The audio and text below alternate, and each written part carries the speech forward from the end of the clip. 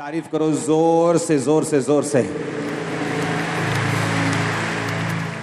अपने पड़ोसी को बोलो तू छुटकारे के लिए तैयार है, क्योंकि जैसे ही तू परमेश्वर के वचन को सुनेगा तू छुटकारे को पाएगा। तारीफ करो जोर से। मेरा ये बिलीव है कि क्यों एक विश्वासी को बाइबल पढ़ने के लिए बोला गया और परमेश्वर ने भी आपको वचन के साथ जुड़ने के लिए कहा। जब भी हम पवित्र वचन पढ़ते हैं, बाइबल को पढ़ते हैं, हमने देखा है कि किस तरह से परमेश्वर ने अपने लोगों की जिंदगियों में काम किया। और वचन हमें सिखाता है कि किस तरह से परमेश्वर अपने लोगों की लाइफ में काम करता है। वचन की नॉलेज छुटकारा है। इमेजिन करो, जो संसारिक नॉलेज है वो छुटकारा पैदा कर देती है। जो संसार की नॉलेज है वो छुटकारा पैदा कर देती है संसारिक दृष्टि में। इमेजिन करो, जो वचन है, जो वचन की नॉलेज है, जो परमेश्वर की नॉलेज है, वो कितना बड़ा छुटकारा आपकी लाइफ में पैदा कर सकती है। एक एग्जांपल मैं आपको देता हूं। बाइबल कहती है कि जब पौलुस को पकड़ लिया गया और पौलुस के ऊपर मुकदमा चलाया गया, तो पौलुस को मालूम था कि ये लोग कुछ खराबी करना चाह रहे हैं। और बाइबल कहती है कि पौलुस को उस देश के लॉ के बारे में मालूम था। और बाइबल कहती है पौलुस ने कहा, मैं कैसर की दुहाई देता हूं, मैं राजे की दुहाई देता हूं। और उस देश में एक कानून था कि अगर कोई कैदी राजा की दुहाई दे तो उस पर नेक्स्ट मुकदमा राजा के सामने ही चलाया जा सकता है, दूसरे लोग उस पर मुकदमा नहीं चला सकते। और बाइबल कहती पौलुस को ये लॉ, ये कानून मालूम था। और जैसे ही उसे कैसर के सामने ले जाया गया, उसने अपनी गवाही कैसर को दी। और फिर वहां पर उसने जेल में रह के, बाइबल कहती कैसर की सारी राजभवन की जो पलटन थी, जो हजारों पुलिस वाले थे, सबको मसीह कर दिया, सबको परमेश्वर में लेके आया और हर एक जन यीशु मसीह के वचन को जान गया। एक संसारिक नॉलेज जो थी, पौलुस को मालूम था कि इस देश का कानून जो वो क्या कहता है। और उस तरफ से जब उसको संसारिक नॉलेज थी, उस तरह से उसने कितना बड़ा छुटकारा अपनी लाइफ में हासिल किया। मैं आपसे यह कह रहा हूं कि अगर संसारिक नॉलेज छुटकारा पैदा कर सकती है, तो इमेजिन करो जो परमेश्वर के संविधान की, वचन की, जो हमारा स्पिरिचुअल संविधान है, उसकी नॉलेज हमारी लाइफ में कितना बड़ा छुटकारा पैदा कर सकती है। आमीन। मैं आपको यह समझाने की कोशिश कर रहा हूं कि अगर एक संसारिक नॉलेज से आपको छुटकारा मिल सकता है, तो इमेजिन करो जो बाइबल की नॉलेज है, जो वचन की नॉलेज है, अगर आपको हो तो कितना बड़ा छुटकारा आप और आपका परिवार हासिल कर सकते हैं। इमेजिन करो, आज एक गवाही पाया हुआ विश्वासी और वो जो गवाही पे गवाही पाता जा रहा है, और दूसरा विश्वासी जो इंतजार कर रहा है, उन दोनों में एक ही फर्क है कि एक विश्वासी को यह समझ आ चुका है कि मुझे गवाही किस तरह से लेनी है। एक विश्वासी को समझ आ चुका है कि बाइबल के वचनों पे मुझे किस तरह से चलना है, मुझे किस तरह से परमेश्वर को प्रसन्न करना है, कौन सा काम मुझे नहीं करना, कौन सा काम मुझे करना है। जब उसे ये समझ आ जाती है, वो संविधान को समझ जाता है, बाइबल के संविधान को, बाइबल की आयतों को समझ जाता है, परमेश्वर के वचन को समझ जाता है, वो छुटकारे में एंटर करता है और उसका घराना भी छुटकारे में एंटर करता है। Hallelujah, hallelujah. मैंने अपनी लाइफ में बड़ा छुटकारा देखा है और मेरा विश्वास है कि मैं आपको गाइड कर सकता हूं उस छुटकारे के लिए जो आपको चाहिए। मैंने अपनी लाइफ में हर तरह का छुटकारा देखा है, वो मेरे परिवार का हो, मेरे आत्मा का हो, मेरे शरीर का हो, मेरे फाइनेंस का हो, हर तरह का डिलीवरेंस, हर तरह का छुटकारा, हर तरह के डिलीवरेंस मैंने अपनी लाइफ में ग्रहण किए। और मैं आपकी अगुवाई कर सकता हूं हर तरह के डिलीवरेंस को लेने के लिए। कुछ लोग बोलते हैं यीशु मसीह सिर्फ आत्मिक डिलीवरेंस दे सकता है। ऐसा नहीं, वो आपको शारीरिक भी डिलीवर कर सकता है, स्पिरिचुअल डिलीवरेंस दे सकता है, फाइनेंशियल डिलीवरेंस दे सकता है। उद्धार कई तरह का है, सिर्फ शारीरिक नहीं, सिर्फ चंगियाई नहीं, सिर्फ आत्मा का उद्धार नहीं, फाइनेंस का भी उद्धार है, देश का भी उद्धार है, परिवार का भी उद्धार है। हर तरह का उद्धार है बाइबल में जो परमेश्वर आपको दे सकता है, अगर सिर्फ हम उसके वचन को सुने ध्यान से तो। आमीन। अपने पड़ोसी को बोलो ध्यान से सुनना। अपने पड़ोसी को बोलो ध्यान से सुन। आमीन। जिस छुटकारे की मैं आपसे बात कर रहा हूं, जो छुटकारा आपको चाहिए, मैं आपको बोल चुका हूं कि स्पिरिट में वो छुटकारा आपके अंदर एंटर कर चुका है। ये जस्ट आपके अंदर ग्रो होगा और आप टेस्टिमनीज के साथ वापस आना शुरू हो जाएंगे। अब जो चीज मैं आपको बताना चाहता हूं, अगर आप ऐसे लोगों की बात करें जो बाइबल में हमारे हीरो हैं, जो अब्राहम है, जो दाऊद है, जो सुलेमान है, जो पतरस है, जो पौलुस है, अगर हम उनकी बात करें कि उनकी जिंदगी में जो छुटकारा आया वो किस तरह से आया, नोट करो अपनी बुक में इब्रानियों की पुस्तक 11 उसकी 8 से लेके 19 आयत तक। उसमें लिखा, विश्वास ही से अब्राहम जब बुलाया गया तो आज्ञा मानकर ऐसी जगह निकल गया जिसे मिरास में लेने वाला था, परंतु वह ना जानता था कि मैं किधर जाता हूं, तो भी निकल गया। विश्वास ही से उसने प्रतिज्ञा किए हुए देश में, परदेसी देश में परदेशी के समान रहकर इसहाक और याकूब समेत जो उसके साथ उसी प्रतिज्ञा के वारिस थे तंबुओं में वास किया, क्योंकि वह उस स्थिर नींव वाले नगर की बाट जोहता था जिसका रचने वाला और बनाने वाला परमेश्वर है। बाइबल कहती है कि विश्वास से अब्राहम निकल गया। कहां पर? परमेश्वर ने कहा अपने देश को, अपने परिवार को छोड़ दे और चला जा उस देश को जो मैं तुझे दिखाऊंगा। बाइबल कहती है उसने इंतजार नहीं किया और निकल गया घर से। यह भी मालूम नहीं था कि मैं इधर को जाऊं, उधर जाऊं, इधर जाऊं कि इधर जाऊं। जस्ट इतनी आज्ञा मिली थी कि अपने घर से निकल, अपना बैग पैक कर और निकल जा। जो देश मैं तुम्हें दिखाऊंगा उस देश में चला जा, अपने घर, कुटुंब, परिवार को छोड़ के चला जा। परमेश्वर ने कहा था जब महायाजक साल में एक बार गुनाहों के लिए लहू को बहाएंगे तो जो जानवर वो बलि करेंगे उसकी देह को छावनी के बाहर जलाया जाएगा। अगर उस जानवर की देह को छावनी के बाहर, शहर के बाहर, बस्ती के बाहर नहीं जलाया जाएगा तो तुम्हारा छुटकारा नहीं होगा। अब्राहम को भी परमेश्वर ने यही कहा, जब तक तू अपने कुटुंब, अपने परिवार, इन लोगों को छोड़कर, अपनी छावनी को छोड़कर नहीं जाता, मैं तेरा छुटकारा नहीं कर सकता। तुझे मिस्र को छोड़ना होगा, पुरानी जिंदगी को छोड़ना होगा, पुराने तौर तरीकों को छोड़ना होगा, तो मैं उस छुटकारे को कर सकूंगा जो मैंने तेरे लिए सोचा हुआ है। अपनी पुरानी जिंदगी में, अपनी पुरानी जिंदगी के रीति रिवाजों में, अपनी पुरानी जिंदगी के तौर तरीकों में रहकर आप परमेश्वर से वो छुटकारा हासिल नहीं कर सकते जिसके लिए परमेश्वर आपको अपने पास बुलाना चाहता है। और बाइबल कहती है जब परमेश्वर ने उसको कहा कि तू अपने कुटुंब को छोड़कर, तो बाइबल कहती है अब्राहम जब बुलाया गया, आज्ञा मानकर ऐसी जगह निकल गया जिसे मिरास में लेने वाला था, पर नहीं जानता था कि मैं किधर जाता हूं। पहला कारण छुटकारे का, आपको पुरानी जिंदगी से निकलना पड़ेगा अगर आप छुटकारा चाहते हैं तो। नोट करो, पुरानी जिंदगी में रहकर, उसके तौर तरीकों से रहकर आप नए छुटकारे को हासिल नहीं कर सकते। व्यवस्था विवरण 18 उसकी 9 से 13 आयत में लिखा हुआ, मैं इसको पढ़ूंगा, आप इसको सिर्फ सुनेंगे। जब तू उस देश में पहुंचे जो तेरा परमेश्वर यहोवा तुझे देता है, तब वहां की जातियों के अनुसार घिनौना काम करना ना सीखना। तुझ में ऐसा ना हो कि अपने बेटे या बेटी को बलि करके चढ़ाए, या किसी से भविष्य पूछे, या शुभ अशुभ मुहूर्तों को माने, या टोने और तांत्रिक या भविष्य पूछने वाले, या भूत को साधने वाले, या भूत को जगाने वाले लोगों के पास जाएं। जितने ऐसे काम करते वो यहोवा के लिए घृणित हैं।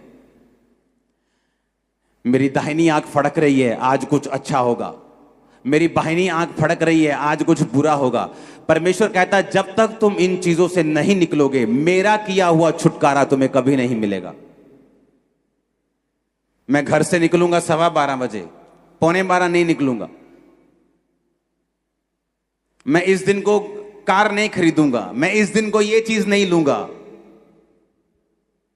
परमेश्वर ने कहा जब तक तुम अशुभ और शुभ मुहूर्तों को मानते रहोगे, मैं तुम्हारा छुटकारा नहीं कर पाऊंगा। ये शाम को नहीं काटना, शाम को ये सफाई ना करना, सुबह को ये करना, दोपहर को ये करना, शाम को ये करना। परमेश्वर ने कहा जब तक तुम इन चीजों को मानते रहोगे, मैं तुम्हारा छुटकारा कभी नहीं करूंगा। उसने कहा अब्राहम मैं तुम्हें छुटकारा देना चाहता हूं, लेकिन तुझे अपने कुटुंब को छोड़कर निकलना पड़ेगा, क्योंकि जब तक तू इन लोगों में रहेगा तुझे इन्हीं के अनुसार चलना पड़ेगा, और जो मैं तेरी जिंदगी में करना चाहता हूं मैं नहीं कर पाऊंगा। क्योंकि परमेश्वर जो उसकी लाइफ में करना चाहता था, उसके लिए उसको यह मालूम होना चाहिए था कि सर्वशक्तिमान परमेश्वर ने ही मुझे यह बड़ा छुटकारा दिया है। जहां अब्राहम रहता था, उस देश के लोग बहुत बुद्धिमान समझे जाते थे। वो आपके सिर को देखकर आपका भविष्य बता देते थे। तो परमेश्वर को मालूम था कि जब तक अब्राहम इन लोगों में रहेगा, मैं अब्राहम को ब्लेस नहीं करूंगा। कई बार मैं आपको बता चुका हूं कि मेडिकल साइंस, डॉक्टर्स परमेश्वर ने खड़े किए हैं। बाइबल बताती है, पौलुस ने कहा तिमुथियुस को अपने पेट के बार बार बीमार होने का दाखरस काम मिलाकर, बाइबल बताती है यीशु मसीह ने कहा बीमार को वैद्य की जरूरत है। इसीलिए परमेश्वर ने कहा बीमार को वैद्य की जरूरत है। अगर परमेश्वर को यह बोलना होता कि बीमार को वैद्य की जरूरत ही नहीं है, वो सिर्फ मेरे पास आए, ऐसा नहीं। लेकिन कई बार परमेश्वर वैद्य की दवाई, मेडिकल साइंस को काम नहीं करने देता, ताकि आपको यह मालूम हो कि आपकी लाइफ में जो हीलिंग हुई है वो सिर्फ परमेश्वर ही कर सकता था और उसी ने की है। इसलिए हम ऑपरेशंस के खिलाफ नहीं है, हम दवाइयों के खिलाफ नहीं है। हम लोगों को यही बोलते हैं आप पर हीलिंग की प्रार्थना हुई है, डॉक्टर कंफर्म करेंगे कि आपके पेट का रोग चला जा चुका है, आपका कैंसर खत्म हो चुका है, आपको दवाई की जरूरत नहीं। डॉक्टर आपको बोलेगा दवाई की जरूरत नहीं, हम आपको नहीं कहेंगे दवाई की जरूरत नहीं। हम क्यों कहेंगे? आप मेरी बात समझ रहे कि नहीं? परमेश्वर ने कहा बीमारों को वैद्य की जरूरत है। अब यहां पर जब परमेश्वर को मालूम था कि मैं अब्राहम को जो ब्लेस करना चाहता हूं, इसको अपना बेटा, अपना वंश देना चाहता हूं। 75 साल का था अब्राहम और अभी तक उसके बच्चा नहीं हुआ था। लेकिन परमेश्वर को मालूम था कि पुरानी जिंदगी में रहते हुए, पुराने सब मुहूर्तों को, अशुभ अशुभ शुभ चीजों को मानते हुए मैं अब्राहम का बड़ा छुटकारा नहीं कर सकता।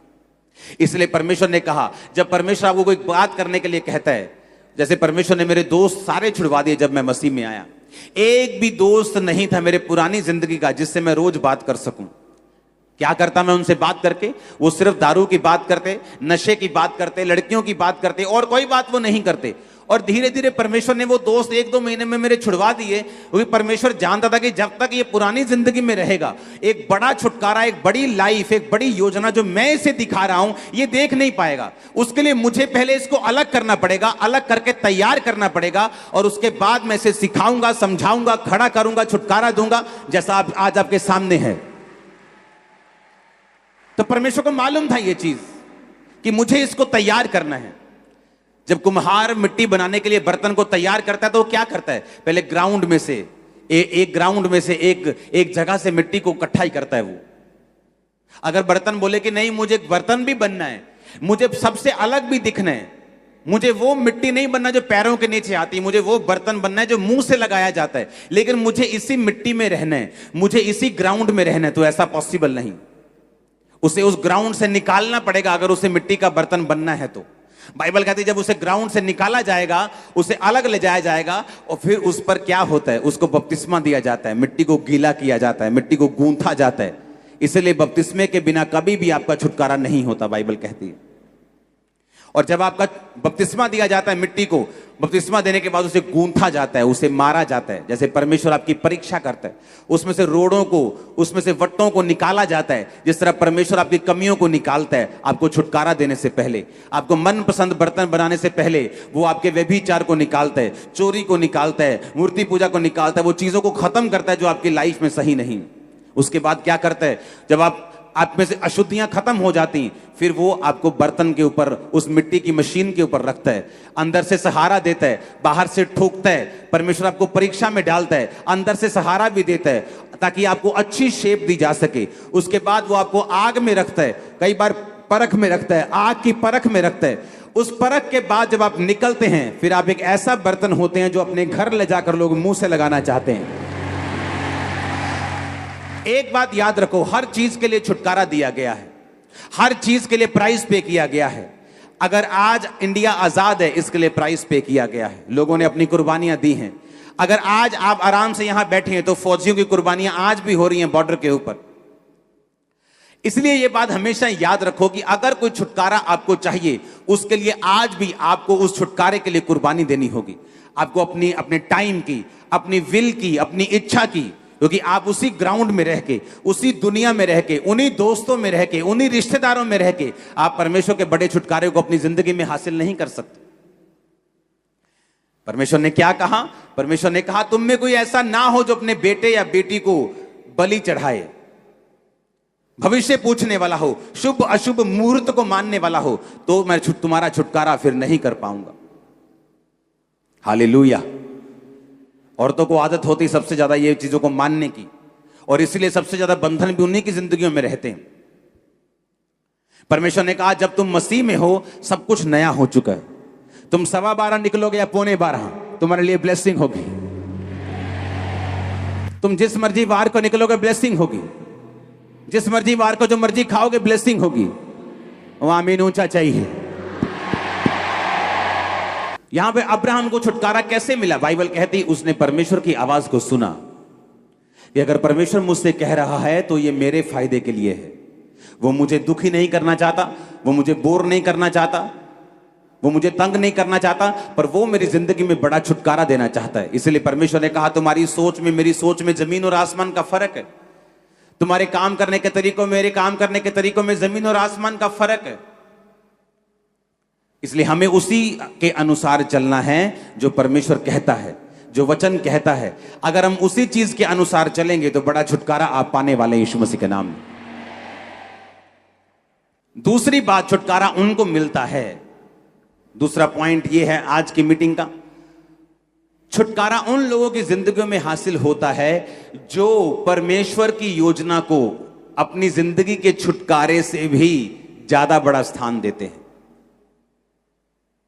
अब्राहम को मालूम था कि परमेश्वर ने उसे बेटा देने के लिए बुलाया है। अब्राहम को मालूम था कि परमेश्वर ने उसके वंश को बढ़ाने के लिए बुलाया है। पर बाइबल कहती एक समय ऐसा आया जब अब्राहम को यह शक रूपी विश्वास हो गया कि अब उसके बेटा नहीं हो सकता।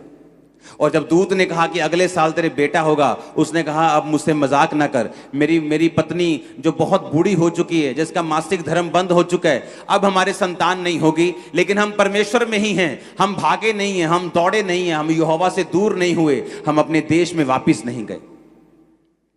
उसने कहा उन्होंने पराये देश में परदेसी के समान उन दिनों को बिताया जब लोगों की जिंदगी में गवाही नहीं बनती। उनके अपने लोग उन्हें खींचते हैं, पुरानी जिंदगी उन्हें खींचती है, पुराने लोग, पुराने रीति रिवाज, पुराने रिश्तेदार उन्हें खींचते हैं, शैतान उन्हें खींचने की कोशिश करते हैं। लेकिन जब अब्राहम को मालूम हो गया कि मैं जिस परमेश्वर के पीछे चला हूं ये जीवित परमेश्वर है, एकमात्र परमेश्वर है, बाइबल कहती परदेसी के समान उसने जीवन बिताया। और उसको एक दिन यकीन हो गया कि अब मेरे बच्चा भी नहीं होगा, तो भी उसने परमेश्वर की आराधना करनी नहीं छोड़ी। किन लोगों की जिंदगी में छुटकारा एंटर करता है, किन लोगों की जिंदगी में छुटकारा जाता है? वो लोग जो परमेश्वर को, उसकी योजना को अपने छुटकारे से भी ज्यादा प्यार करते हैं, अपनी हीलिंग से ज्यादा प्यार करते हैं, अपनी प्रार्थना के उत्तर से कम परमेश्वर से ज्यादा प्यार करते हैं। उन लोगों की जिंदगी में छुटकारा एंटर करते हैं। बाइबल कहती जब परमेश्वर ने, जब हम उत्पत्ति 22 उसकी 1 से 13 आयत में पढ़ते हैं, तो परमेश्वर ने एक बार अब्राहम को कहा कि जा और फलाने फलाने पहाड़ पर जाके, फिर अब्राहम, इन बातों के पश्चात ऐसा हुआ कि परमेश्वर ने अब्राहम से कहा कि हे अब्राहम, उसने कहा देख मैं यहां हूं। उसने कहा अपने पुत्र को, अर्थात एकलौते पुत्र इसहाक को जिससे तू प्रेम रखता है, संग लेकर मोरिया देश में चला जा और वहां एक पहाड़ के ऊपर जो मैं तुझे दिखाऊंगा वहां उसकी बलि देना। हालेलुया। अब जब परमेश्वर ने उसको बलि देने के लिए कहा तो बाइबल कहती उसने अपनी पत्नी से भी सलाह नहीं की। उसको मालूम था मैं सलाह मशवरे में पड़ जाऊंगा तो मैं आत्मा से हट जाऊंगा। उसने अपने बेटे को तैयार किया, उसने अपने गधों को तैयार किया, अपने सेवकों को तैयार किया, अपने बेटे को बिठाया, सब कुछ लिया, साथ में छुरी ली और निकल गया। रास्ते में उसका बेटा पूछता रहा कि पिता सारा कुछ हमारे पास है, लकड़ी है, सब कुछ है, लेकिन बलि कहां है, होम बलि की भेड़ कहां है? तो उसने कहा बेटा परमेश्वर इंतजाम करेगा उस भेड़ का। उस बेटे को इतना भी मालूम नहीं था कि मैं ही वो भेड़ हूं जो आज कुर्बान होने जा रही।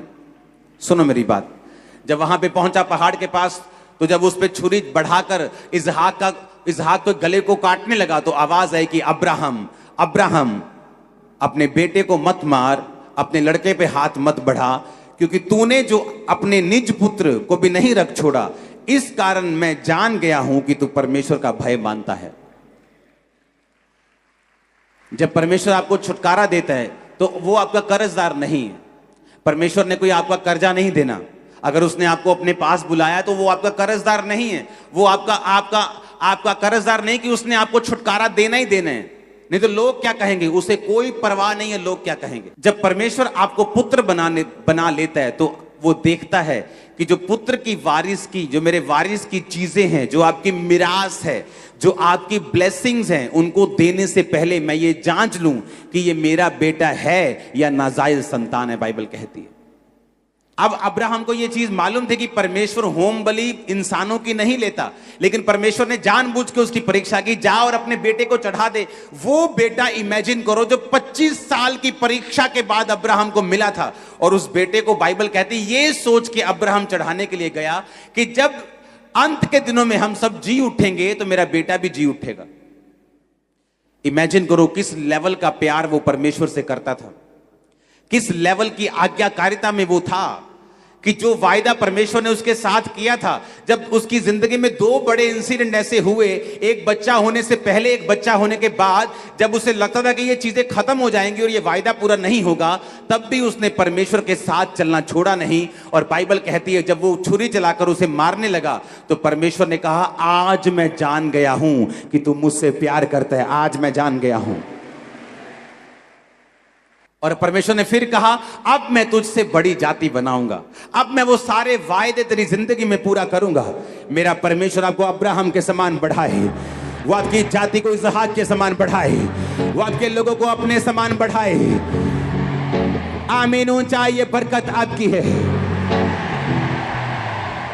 Hallelujah, hallelujah. बाइबल कहती है जब अब्राहम ने इधर उधर देखा तो वहां भेड़ फंसी हुई थी। जब उसने देखा, आंखें उठाई तो क्या देखा कि एक मेढ़ा, 11-13 आयत में लिखा, एक सींगों के समेत अपनी झाड़ी में फंसा था।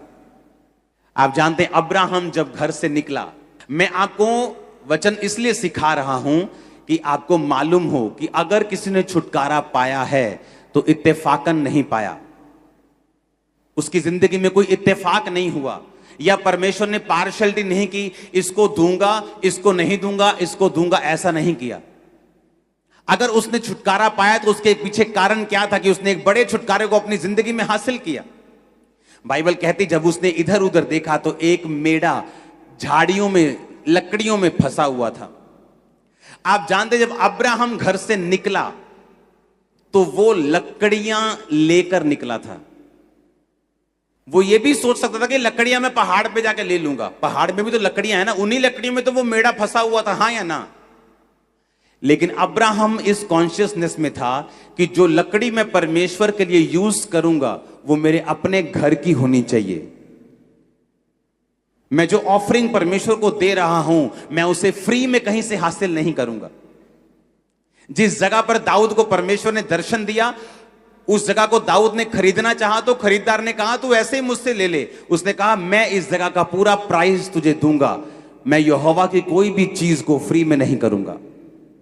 ये एक निशानी थी अब्राहम के बोने वाले जीवन की, कि वो कॉन्शियस रखता था कि परमेश्वर के लिए मैंने कुछ भी ऐसा नहीं करना जो फ्री में हो। उसे मालूम था, घर से लकड़ियां लेके वो चला और बाइबल कहती परमेश्वर ने भेड़ का इंतजाम किया। अगर कोई ऐसा होता जो लकड़ियां भी वहीं से लेता तो शायद वहां लकड़ियां खत्म हो चुकी होती तो भेड़ा किसी लकड़ी में फंसता ना। जब आपके दिमाग में, आपकी स्पिरिट में यह बात आ चुकी है कि मुझे बोना है, आपकी स्पिरिट में यह बात आ चुकी है मुझे अलग टाइम में रहना है, आपकी स्पिरिट में यह बात आ चुकी मैं मसीह में हूं, पुरानी बातें बीत गई। जब मैंने बपतिस्मा लिया तो शुभ अशुभ मुहूर्त सब खत्म हो गए, सब आंखों का फड़कना बंद हो गया, सब 12:15 12:45 खत्म हो गए, सब तरह के जादू टोने टोटके सब खत्म हो गए। अब मैं मसीह में आजाद हूं, परमेश्वर मेरे साथ है, उसका आत्मा मेरे साथ है, जब मेरी मर्जी में जाऊं खुदाबंद मेरे साथ रहेगा। That's it. उस दिन आप छुटकारे में एंटर कर जाएंगे, उस दिन आपका छुटकारा हो जाएगा, उस दिन आप समझ जाएंगे कि परमेश्वर ने आपको फ्री होने के लिए बुलाया है। हालेलुया, जोर से बोलो हालेलुया। अब्राहम के अंदर यह आदत थी कि अब्राहम ने अपने छुटकारे को खुदावन से कम प्यार किया है। आज अगर मैंने छुटकारा हासिल किया हुआ है, यहां बैठा हूं, तो मेरी ये टेस्टिमनी है कि मैंने अपने छुटकारे से पहले परमेश्वर से प्यार किया है। एक समय था जब मैं अपने छुटकारे के लिए परमेश्वर को बड़ी ताने मीने देता था कि परमेश्वर तू लोगों का छुटकारा कर देता है, मेरा नहीं करता। तू लोगों को हील कर देता है, मुझे नहीं करता। मैं भी सेवा करता हूं लेकिन तू मुझे टच नहीं करता। मैं भी सेवा करता हूं लेकिन तू मुझे हील नहीं करता। मैं प्रार्थना करता हूं, लोग चंगे हो जाते हैं। मैं मीटिंग करवाता हूं, दूसरे लोग टेस्टिमनीज दे जाते हैं। मेरे सामने लोग आके अधरंग से ठीक हो जाते हैं, फिर चर्च आना शुरू कर देते हैं, लेकिन मेरा छुटकारा तो नहीं करता। लेकिन मैं ये नहीं जानता था कि परमेश्वर की योजना मेरी जिंदगी में बड़ी है और वो मुझे छुटकारा देना चाहता है, लेकिन वो मुझे ट्रेन कर रहा था कि अगर मैं छुटकारा ना भी पाऊं तो क्या मैं सेवा करने के लिए तैयार हूं, क्या परमेश्वर को मानने के लिए तैयार हूं, क्या उसकी सेवा करने के लिए उसको प्यार करने के लिए तैयार हूं। जितने लोगों को छुटकारा चाहिए, ये बात को इमेजिन करके, सोच के अपनी जिंदगी में पकड़ के रखना, गंढ बन के रखियो पंजाबी च कहते हैं। अगर अपने छुटकारे को परमेश्वर से ज्यादा प्यार करोगे तो छुटकारा कभी आपको हासिल नहीं होगा। सबसे पहला प्यार आपको परमेश्वर को करना है। बाइबल कहती है अब्राहम ये जानकर भी कि अब मेरे बच्चा नहीं होगा, उसने यहोवा को नहीं छोड़ा।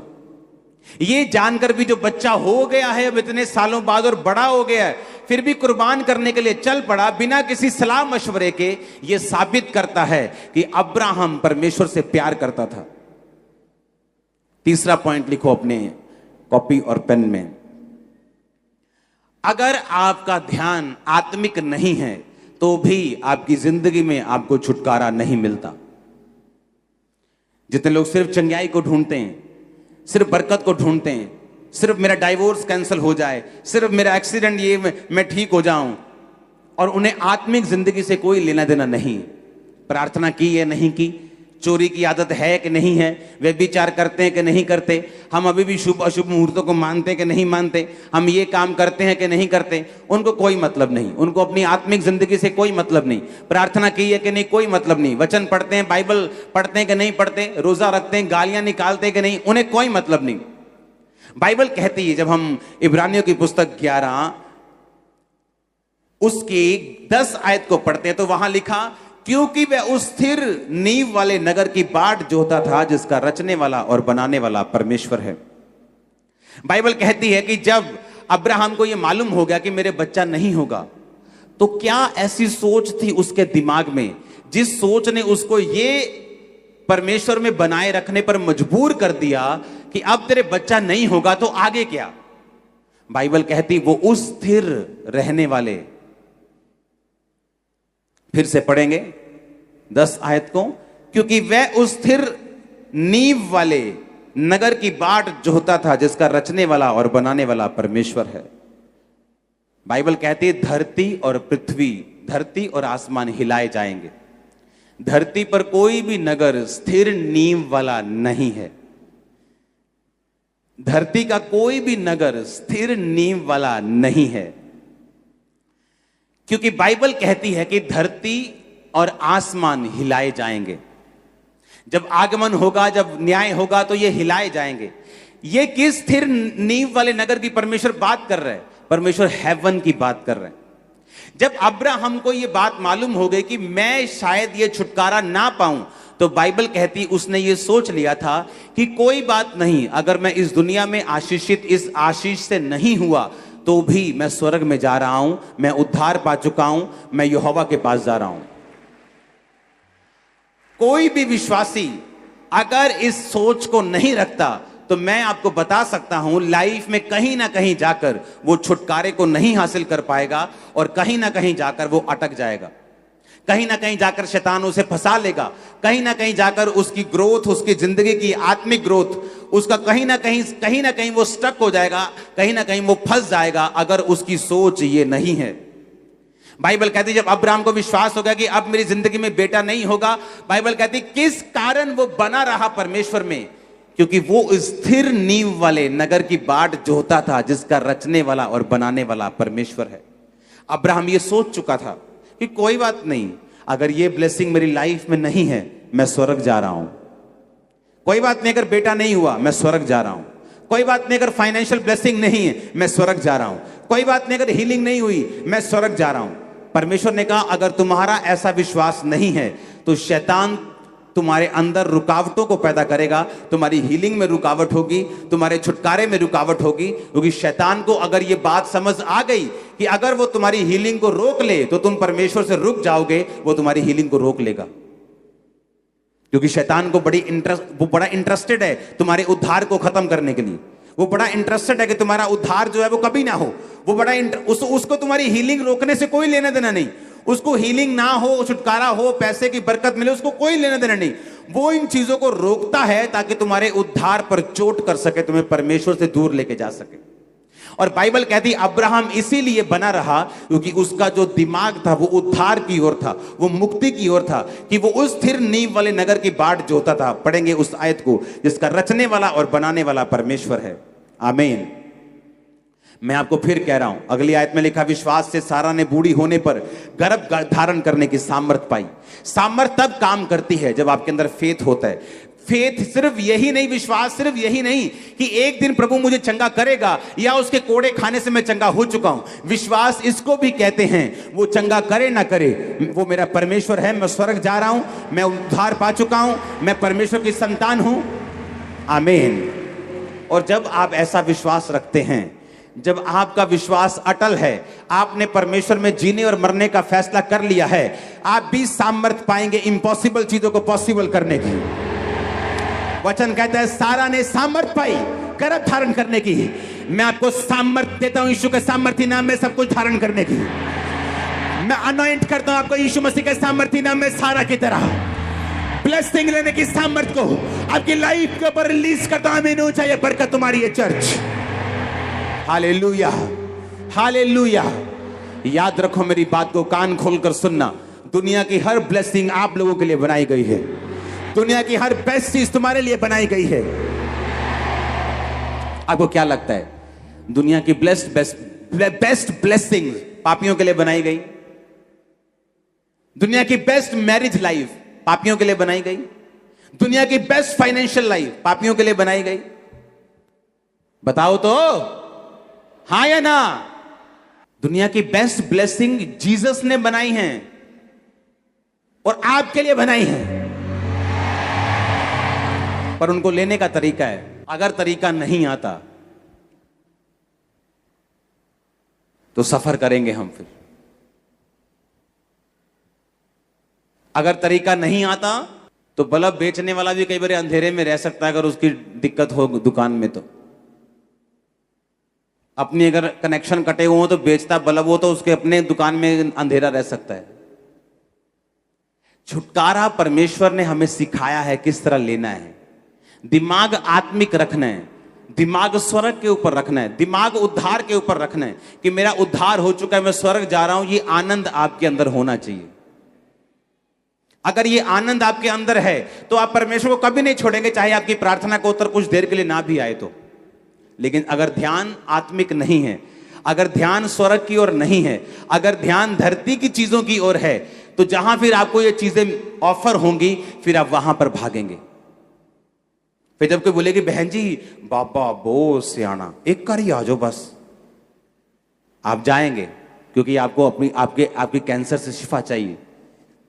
और परमेश्वर आपको सिर्फ शिफा नहीं देना चाहता, वो आपके लिए बड़ी योजना रखता है। वो आपके परिवार को सेव करना चाहता है, वो आपको लंबी आयु देना चाहता है, वो स्वर्ग के अधिकारी आपको बनाना चाहता है, वो जयवंत जीवन आपको देना चाहता है। लेकिन उसको लेना हमने है, हमने लेना है तरीके के साथ, हमने लेना है सही रीति के साथ, सही तरीकों को अपनाते हुए उसे हमने लेना है। इसलिए अच्छी चर्च में जाना जरूरी है, जीवित चर्च का हिस्सा बनना जरूरी है। इसलिए जहां वचन की गहराई हो उस चर्च में जाना जरूरी है, जहां सामर्थ्य हो वहां जाना जरूरी है, ताकि जो छुटकारा बाइबल में आपके लिए निर्धारित है आप उसे पा सकें। कितनों को मेरी बातें समझ आ रही हैं? और ये परमेश्वर का प्लान है आपकी लाइफ में कि अगर आप पुरानी जिंदगी से अलग नहीं होते छुटकारा नहीं होता। मैंने आपको एग्जांपल समझाई है, मिट्टी के बर्तन की कुम्हार किस तरह से उसे बनाता है। वो उसे दुनिया से अलग करता है, वो उसे आम ग्राउंड से अलग करता है, उसको उसकी अशुद्धियां निकालता है, उसको पानी का बपतिस्मा देता है, उसको गूंथता है, फिर उसको बर्तन पे रखता है, फिर उसको आग में रखता है, फिर जाकर वो बर्तन बनता है। लेकिन आज का विश्वासी आग में नहीं जाना चाहता, आज का विश्वासी परख में नहीं जाना चाहता। वो बर्तन बनना चाहता है आदर का, लेकिन परख में जाना नहीं चाहता। लेकिन बाइबल कहती है जितने भक्ति के साथ जीवन बिताना चाहेंगे वो सब लोग सताए जाएंगे। हालेलुया, ऊंची आवाज से बोलो हालेलुया। 15 आयत में लिखा, इब्रानियों 11 उसकी 15 आयत, और जिस देश से वो निकल आए थे यदि उसकी सुधि करते तो उन्हें लौट जाने का अवसर था, परंतु वे एक उत्तम अर्थात स्वर्गीय देश के अभिलाषी हैं, इसलिए परमेश्वर उनका परमेश्वर कहलाने में उनसे शर्माता नहीं, क्योंकि उनके लिए एक नगर तैयार किया गया है। बाइबल कहती है यदि वो उस देश से जहां से निकल आए थे उसको याद करते, कितना सोना यार मैं पैग लांदा सी। हाँ, जैसे मिस्री बोलते थे, ओ यार किथे ले आया तू, अं उथे क्या प्याज खाते थे, वहां पे हम लहसन खाते थे, मछलियां खाते थे, कहां जंगल में तुम मन्ना मन्ना करी जा रहे हो, रोज बोर हो गए मन्ना खा खा के हम। पुराने देश को याद करना, पुराना सिगरेट, पुराना सूटा, पुरानी भंग, पुरानी सहेली, पुराना सहेला, उसको याद करना। उसने कहा अगर तुम उन चीजों को याद करते तो उन्हें लौट जाने का अवसर होता। अगर मुझे लौटना नहीं है वापिस तो मैं याद क्यों करूंगा फिर? जिस गली मुझे जाना ही नहीं है मैं उसका एड्रेस क्यों पूछूंगा? जो काम मुझे करना ही नहीं है मैं बैठकर पुराने दोस्तों के साथ उसे क्यों डिस्कस करूं कि हम कैसे पैग लगाते थे, हम क्या बातें करते थे, मैं क्यों बात करूं ऐसी? भाई कहता अगर उन्होंने उस देश में लौटना होता तो उसे याद करते, पर कहता उन्होंने लौटना नहीं था क्योंकि वो स्वर्गीय देश के अभिलाषी थे। जब तुम स्वर्गीय देश के अभिलाषी हो, दुनिया की ब्लेसिंग्स तुम्हारे पांव चूमेंगे, याद रखना। दुनिया की ब्लेसिंग्स मैं फिर कह रहा हूं तुम्हारे पांव चूमेंगी अगर तुम स्वर्गीय देश के अभिलाषी हो तो। शैतान तुम्हारी कोई ब्लेसिंग रोक नहीं सकता अगर तुम स्वर्ग को देख रहे हो तो। अगर तुमने विश्वास कर लिया है कि मैं स्वर्ग जा रहा हूं, ब्लेसिंग मायने नहीं रखती, तो याद रखो मैंने कहा ब्लेसिंग आएगी नहीं, मैंने कहा तुम्हारे कदम चूमेगी ब्लेसिंग यीशु मसीह के नाम में। यह परमेश्वर का वायदा है बाइबल में। फिर से पढ़ेंगे इब्रानिया 11 उसकी 15 आयत को मैं 3 गिनूंगा, ऊंची आवाज में सब लोग पढ़ेंगे, 1 2 3।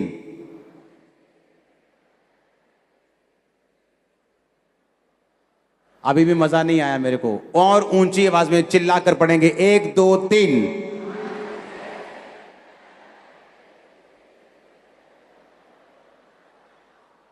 कहता जिस देश से वो निकल आए थे अगर उसकी सुधि करते तो, अगर उसे याद करते तो लौट जाने का अवसर होता। मिस्री याद करते रहते थे, ओ उस देश में हम मछलियां खाते थे, ओ उस देश में हम प्याज खाते थे, ओ उस देश में हम ये खाते थे, तुम हमें जंगल में मरने के लिए लेके आए हो। उन्हें ये नहीं दिख रहा था कि तुम बच गए हो, उन्हें ये नहीं दिख रहा तुम गुलामी से आजाद हो गए हो, तुम शैतान की गुलामी से आजाद हो गए हो, तुम आगे जा रहे हो। परमेश्वर तुम्हें कहीं बेस्ट देशों में लेके जा रहा है जहां तुम अपने मालिक खुद होंगे, जहां तुम खुद राज करेंगे। वो नहीं देख रहे थे, लेकिन हम क्या खाते थे, ओ हम कौन सा पाप करते थे, कौन से ब्रांड का गुटखा खाते थे, कौन से ब्रांड की बियर पीते थे, कौन से ब्रांड की सिगरेट, सब याद आ रहा है। अगर कहता तुम्हें वो याद करते तो लौट जाने का अवसर होता। इसका मतलब हमें याद नहीं करना। दिमाग में जब याद आए तो और जगह दिमाग लगा लो। बाइबल कहती है अपने विचारों को काबू में रखना है, अपने विचारों को पकड़ लेना है और मसीह के अधीन कर देना है, ताकि परमेश्वर की ब्लेसिंग तुम में बनी रहे। आमीन। अपने विचारों को पकड़ के रखना है। अगर मुझे जाना ही नहीं जिस रास्ते में, मुझे जिस गली में फ्रेंडशिप कहीं करनी नहीं, मैं उस गली से निकल के क्यों जाऊंगा? मैं आधा अधूरा कच्चा पक्का क्यों रहूंगा? लोग आधे अधूरे कच्चे पक्के हैं, रहते मसीह में करते कुछ और है। अगर मुझे व्यभिचार नहीं करना तो मैं नहीं तेरे नाल गल करनी, आधा घंटा यही बात होती, नहीं तू रख फोन, नहीं मैं नहीं तेरे नाल गल करनी। अगर मुझे बात नहीं करनी, मैं हेलो क्यों कर रहा हूं? मुझे नहीं करना, मैं काट दूंगा, ब्लॉक कर दूंगा अगर मुझे हेलो नहीं करनी तो। आमीन। बात यह है कि हम खुद सीरियस नहीं है अपनी डिलीवरेंस के लिए, और मैं आपको दावा करता हूं ये 7 हफ्ते डिलीवरेंस का वचन सुनो और बाय फोर्स टेस्टिमनीज के साथ वापस आओ यीशु के नाम में। आमीन। आमीन। आपको यह बात समझनी होगी कि आपको स्वर्गीय देश के अभिलाषी होना होगा। 16 में लिखा, वे एक उत्तम अर्थात स्वर्गीय देश के अभिलाषी हैं।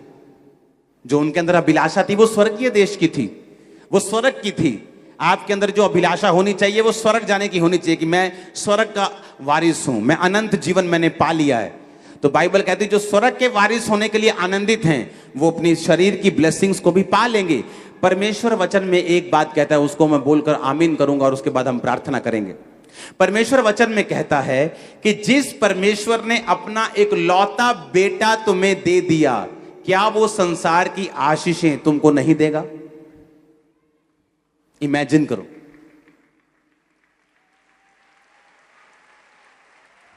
कि आप किसी के घर में जाएं,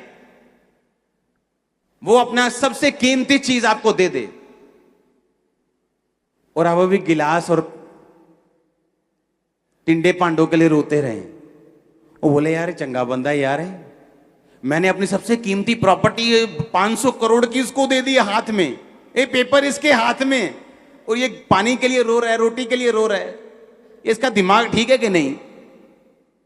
परमेश्वर कहता अगर मैं तुझे भूल जाओ, यहां लाखों की भीड़ है, भूल जाओ, सोचो मैं बैठा हूं, मैं आपसे बात कर रहा हूं, अगर वो तुझे अपना एक लौता बेटा यीशु दे सकता है और तुझे क्या नहीं दे सकता? जस्ट तरीका सीखना है लेने का, जस्ट तरीका सीखना है, जस्ट डिलीवरेंस में एंटर करना है और वर्ड को मानना है। आमीन। परमेश्वर के वचनों को सुनने के लिए हमारे चैनल को सब्सक्राइब कीजिए और हमारी लेटेस्ट वीडियो सबसे पहले देखने के लिए बेल आइकन को प्रेस कीजिए।